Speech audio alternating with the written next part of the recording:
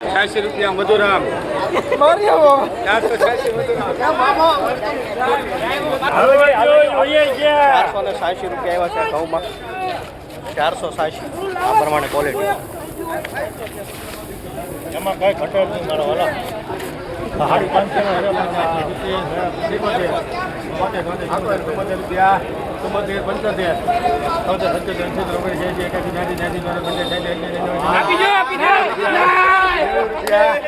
490 અવાજ 490 આવ્યા છે ઘઉંમાં 490 આ પ્રમાણે ક્વોલિટી 40 રૂપિયા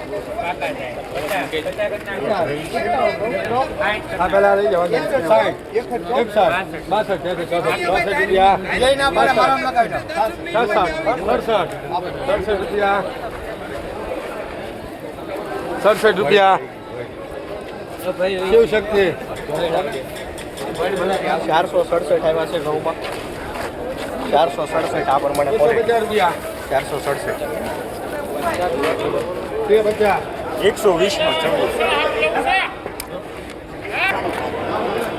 આ ચણા છે વેચાઈ ગયેલા છે 1055 રૂપિયા આવેલા છે 1055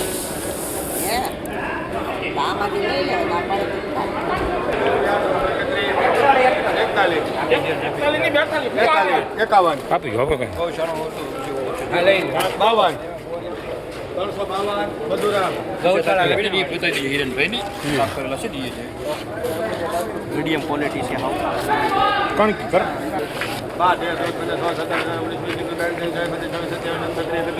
1031 રૂપિયા તેત્રાજ 1031 આ છેડામાં 1031 મોટા ભાઈ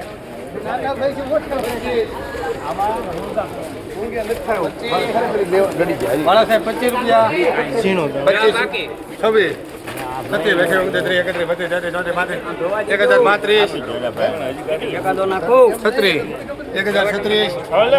છત્રીસ રૂપિયા 1036 પાલીવાલ 1036 રૂપિયા 1400 રૂપિયા 50 કુવેર આવેલી છે કુવેર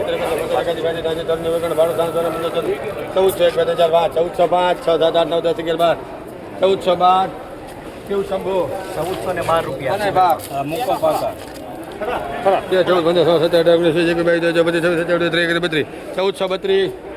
1432 રૂપિયા શિવ શંભો 1432 આવ્યા છે 1100 રૂપિયા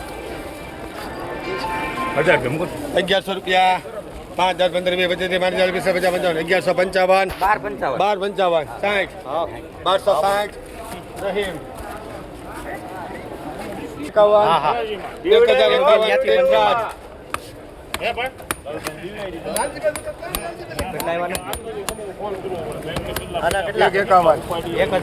છેડાના આ ક્વોલિટી 1051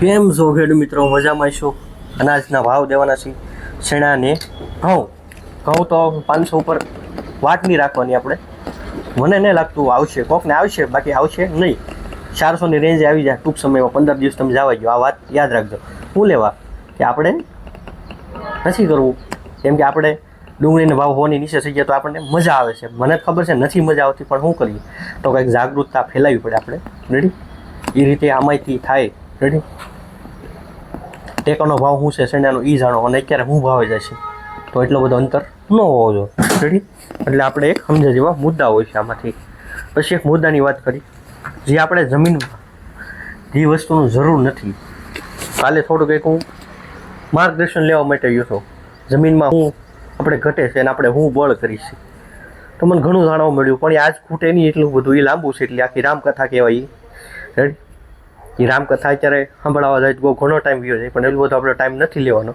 પણ જે અમુક સમસ્યા હોય રેડી રામકથા તો અમુક તો મારે કેવી પડશે એમાંના જે પેપર બતાવે છે બેસ્ટ ઉપાય છે ગમે મોલ કર્યો હોય અત્યારે એમાં તલમાં તો ખાસ કરીને કરવા જેવો છે. તલમાં જીવાત ઘડીકમાં ન જતી હોય. તમે જી મોલ કર્યો બધામાં લાગુ પડે. છોડને આપણે જે જરૂર હોય છે ને એ નથી આપતા, જે દેવાની જરૂર નથી. એ કયું તત્વ ઘટે છે ને કયું વધારે છે એનું આપણે અત્યારે ડિટેલમાં જતા નથી. છોડને જે જરૂર છે હું અહીંથી એ જ રોજ માર્ગદર્શન આપું છું કે આ ઘટે છે. એ જ આપણા અત્યારે હાલમાં ઘટે છે. પણ જેની હું ના પાડું છું એ જ ત્યાં ઘટે છે. એને તમે 2 વર્ષ હજી કદાચ જમીનમાં નહીં આપો ને તો છોડને વાંધો નહીં આવે. એ આપણે ના પાડીને છતાં તો આપણે બબે ઠેલી ઉડાડ નાખીએ. છોડને જરૂર નથી નાઇટ્રોજનવાળું ખાતર, જરૂર જ નથી. નાઇટ્રોજન 2% જમીનમાં જોવે, એની બદલે 11% છે. આંકડો તમને આપી દઉં છું. આ તો ઘણું છે, હજી ઘણું શીખવા જેવું છે. આપણે હજી એક તો પ્રથમ કે આપણો જમીનનો ટેસ્ટ કરાવવો જોઈએ. એપ્રિલ મહિનામાં આપણે જમીનમાં ઘટે એ જ આપો, ન ઘટે હું લાવ એક્સ્ટ્રા ખર્ચો કરો છો તમે. જે નથી નાખવાનું નાખીને પછી પાછું આપણે જે નાખવાનું છે, જે નથી છોડને જરૂર એ આપણે આપી દઈએ, પણ જરૂર છે એ આપીએ તો ખર્ચો ઘટે. જેટલું તમે જરૂરને છોડને જરૂર છે જેટલું આપશો એટલો રોગ પણ ઉપર ઓછો આવશે, એટલો છોડને ઓછો વાંધો આવશે, છોડ ઓછો જાહે. ઘણા પ્રશ્નો હોય આમાં, XYZ રેડી. આપણને પણ મારા શરીરમાં કંઈક ઉણપ હોય તો શું થવાનું, XYZ રોગ આવવાનો છે. એવી રીતે આ બધું હોય છે, આખી સાયકલ હોય છે આવી. પણ આપણે જે નથી જરૂર એ વધારે આપી છીએ એટલે આપણે થોડા ઘણા હેરાન થાય છે. તો તમારી આજુબાજુમાં લેબ ટેસ્ટ હોય, ગમે અહીંયા તમે વિડીયો જોતા હોય, એ તળાજામાં તો નથી, જમીનની જે મતલબમાં જોવાનો આવે તો મારે કંઈ તમને ખોટું તો ન કહેવાય. હા, થોડોક અનુભવ કરો, પછી એમાં હજી છોડની કેટલી જરૂર છે એ પ્રમાણે આપો. તમારે ઉપર દવા ઓછી થોડીક નાખવી પડશે. જે જરૂર હોય એની વાંહે ખર્ચો કરો. આપણો ભારત દેશ, એક ખાલી સિમ્પલ ઉદાહરણ આપું છું. બીજા દેશની આપણી દેશના ખેડૂતો આપણે ક્યાંથી ક્યાં ખર્ચો કરી છે ને ક્યાં નથી કરતા. બીજો દેશ છે એ હેઠે ધ્યાન આપે છે.